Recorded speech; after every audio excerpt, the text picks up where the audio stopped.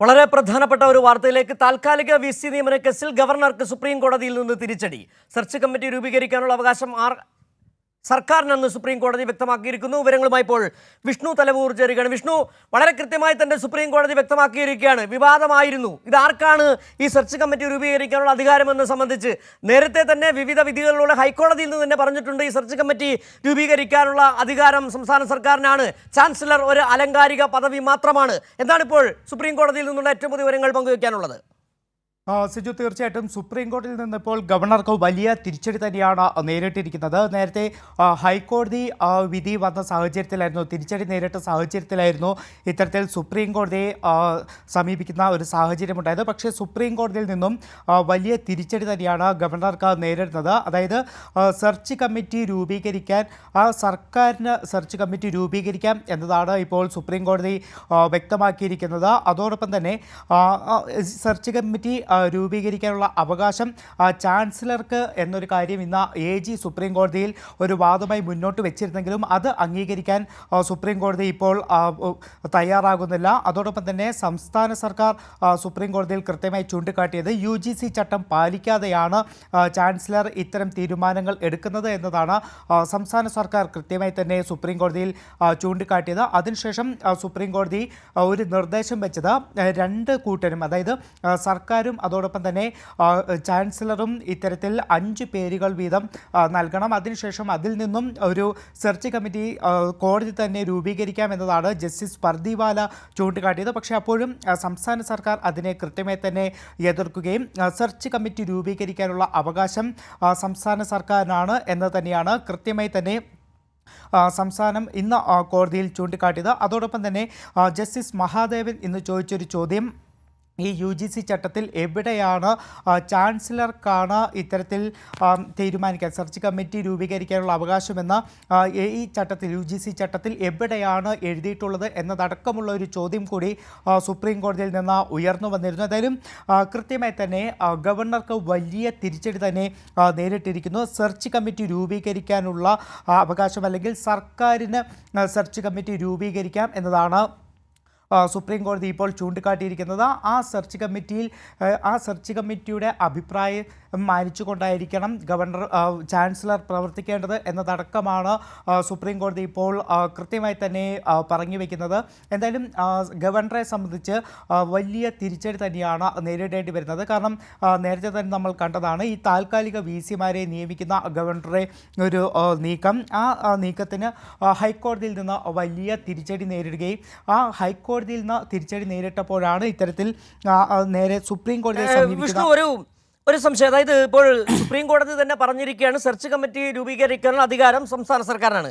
പക്ഷേ ഏത് സാഹചര്യത്തിലാണ് ഇപ്പോൾ ഈ പറഞ്ഞത് 2 കൂട്ടരും 5 പേരുകൾ വെച്ച് നൽകാൻ സുപ്രീം കോടതി പറഞ്ഞിരിക്കുന്നു എന്ന് പറഞ്ഞാൽ ഈ ചാൻസലറും 5 പേരുടെ പട്ടിക നൽകണം, സർക്കാരും 5 പേരുടെ പട്ടിക നൽകണം. അത് കൂട്ടി യോജിപ്പിച്ച് സുപ്രീം കോടതി പിന്നീട് ഒരു ലിസ്റ്റ് ഉണ്ടാക്കുമെന്നാണ്. എന്താണ് അതിനകത്തൊരു വ്യക്തത വരേണ്ടതുണ്ട്? പ്രാഥമിക വാദം നടക്കുന്ന സാഹചര്യത്തിലായിരുന്നു അത്തരത്തിൽ ഒരു നിർദ്ദേശം സുപ്രീം കോടതി മുന്നോട്ട് വെച്ചത്. ജസ്റ്റിസ് പർദിവാലയാണ് അത്തരത്തിലൊരു നിർദ്ദേശം മുന്നോട്ട് വെച്ചത്. അതായത് AG ഗവർണർക്ക് വേണ്ടി വാദമുഖങ്ങൾ നിരത്തിയപ്പോൾ ഇത്തരത്തിൽ ഈ സെർച്ച് കമ്മിറ്റി രൂപീകരിക്കാനുള്ള അവകാശം VCക്ക് ഉണ്ട് എന്നതാണ്, ചാൻസലർക്ക് ഉണ്ട് എന്നതാണ് ഇത്തരത്തിൽ AG മുന്നോട്ട് വെച്ച ഒരു വാദം. അതോടൊപ്പം തന്നെ സംസ്ഥാന സർക്കാർ ചൂണ്ടിക്കാട്ടിയത് UGC ചട്ടം അനുസരിച്ചുകൊണ്ട് തന്നെ സർക്കാരിനാണ് സെർച്ച് കമ്മിറ്റി രൂപീകരിക്കാനുള്ള അവകാശമെന്ന സംസ്ഥാന സർക്കാരും കൃത്യമായി തന്നെ നിലപാട് സ്വീകരിച്ചു. എന്തായാലും അത്തരമൊരു വാദമുഖം വന്ന ഒരു സാഹചര്യത്തിലാണ് സുപ്രീം കോടതി ജസ്റ്റിസ് പർദേവാല അത്തരത്തിലൊരു നിർദ്ദേശം, അതായത് 2 കൂട്ടരും 5 പേരുകൾ വീതം നൽകുക, അതിനുശേഷം സെർച്ച് കമ്മിറ്റി സുപ്രീം കോടതി രൂപീകരിക്കാമെന്ന ഒരു നിർദ്ദേശം മുന്നോട്ട് വെച്ചത്. പക്ഷേ അപ്പോഴും സംസ്ഥാന സർക്കാർ അതിനെ കൃത്യമായി തന്നെ എതിർക്കുകയും ഈ ചട്ടം UGC ചട്ടമെല്ലാം അനുസരിച്ചുകൊണ്ട് സംസ്ഥാന സർക്കാരിനാണ് സെർച്ച് കമ്മിറ്റി രൂപീകരിക്കാനുള്ള അവകാശമെന്നത് കൃത്യമായി തന്നെ കോടതിയിൽ ആ ഒരു വാദമുഖം മുന്നോട്ട് വയ്ക്കുകയും ചെയ്തു. എന്തായാലും അതിന് ശേഷമാണ് സർക്കാരിന് തന്നെ സെർച്ച് കമ്മിറ്റി രൂപീകരിക്കാം എന്നൊരു തീരുമാനത്തിലേക്ക് സുപ്രീം കോടതി ഇപ്പോൾ എത്തിയിരിക്കുന്നത്. സിജു, വിഷ്ണു, ഇതിനകത്ത് നേരത്തെ തന്നെ ഹൈക്കോടതിയിൽ നിന്നടക്കം തിരിച്ചടി കിട്ടിയതാണ് ഈ ചാൻസലർക്ക്. ഇവിടെ ഇപ്പോൾ കോടതി വ്യക്തമാക്കിയിരിക്കുന്ന വളരെ പ്രധാനപ്പെട്ട ഒരു കാര്യം, UGC ചട്ടത്തിൽ എവിടെയാണ് പറയുന്നത് ചാൻസലർക്കാണ് ഇത്തരത്തിൽ ഈ സെർച്ച് കമ്മിറ്റി രൂപീകരിക്കാനുള്ള അധികാരം. അതോടൊപ്പം തന്നെ വിവിധ സർവകലാശാല ചട്ടങ്ങളിൽ തന്നെ കൃത്യമായി കാര്യങ്ങൾ എടുത്ത് പറഞ്ഞിട്ടുണ്ട്. ഇതെല്ലാം അറിഞ്ഞുകൊണ്ട് വീണ്ടും വീണ്ടും കോടതിയിലേക്ക് പോവുകയും സംസ്ഥാനത്തെ നിയമസഭയടക്കം വെല്ലുവിളിക്കുന്ന തരത്തിലേക്ക്, നമുക്കറിയാം ഏത് സാഹചര്യത്തിലാണ് മുൻ ചാൻസലർ ഗവർണർ കൂടിയ ആരിഫ് മുഹമ്മദ് ഖാൻ കോടതിയിലേക്ക് പോയതടക്കമുള്ള കാര്യങ്ങൾ ഓർമ്മ വരുന്നുണ്ട്.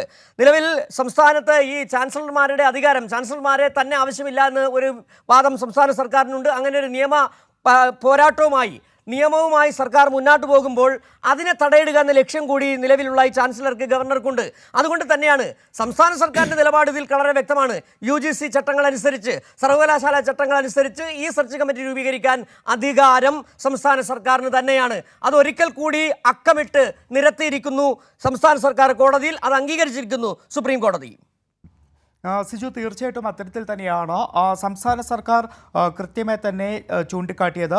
UGC റെഗുലേഷൻസ് അനുസരിച്ചുകൊണ്ട് ഇത്തരത്തിൽ സർക്കാരിനാണ് സെർച്ച് കമ്മിറ്റി രൂപീകരിക്കാൻ കഴിയുക എന്നതാണ്.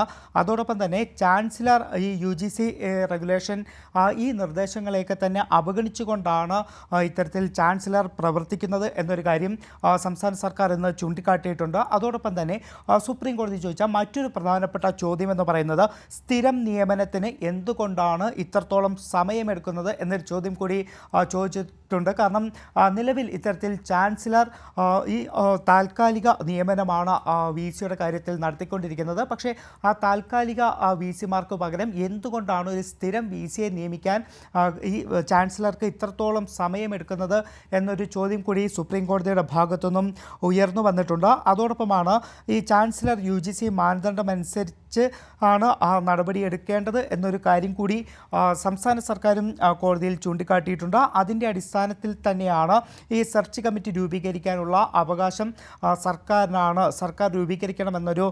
ശരി, വിഷ്ണു തലവൂരാണ് ന്യൂസ് ഡെസ്കിൽ നിന്നുള്ള വിവരങ്ങൾ നൽകിയത്. താൽക്കാലിക VC നിയമനത്തിൽ ചാൻസലർ കൂടിയായ ഗവർണർക്ക് സുപ്രീം കോടതിയിൽ നിന്ന് തിരിച്ചടി. സെർച്ച് കമ്മിറ്റി രൂപീകരിക്കാനുള്ള അധികാരം സർക്കാരിന് തന്നെയെന്ന് സുപ്രീം കോടതി വ്യക്തമാക്കിയിരിക്കുന്നു.